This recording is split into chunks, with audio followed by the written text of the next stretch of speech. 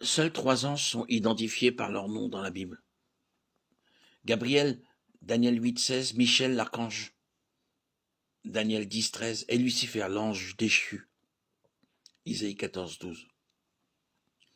Cependant, les êtres angéliques sont mentionnés au moins 273 fois dans 34 livres de la Bible. Bien que nous ne sachions pas exactement combien d'anges il y a, nous savons d'après les Écritures qu'il en existe un très grand nombre. Le livre des Hébreux décrit une multitude d'anges dans le ciel qui sont trop nombreux pour être comptés. Vous vous êtes approchés du mont Sion, de la cité du Dieu vivant, la Jérusalem céleste, et ces dizaines de milliers d'anges en fête. Hébreux 12, 22. Cette image impressionnante est aussi développée dans le livre de l'Apocalypse.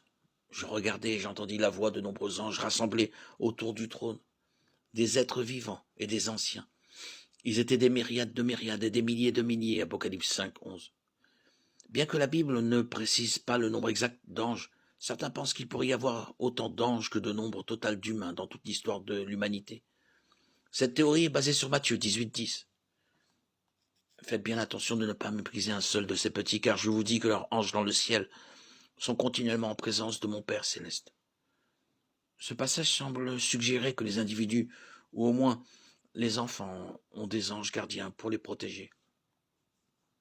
Il est toutefois possible que Jésus ne parle ici qu'en termes généraux de la fonction des anges en tant que protecteurs des enfants. Quoi qu'il en soit, l'Écriture indique clairement que les anges gardent et protègent les êtres humains.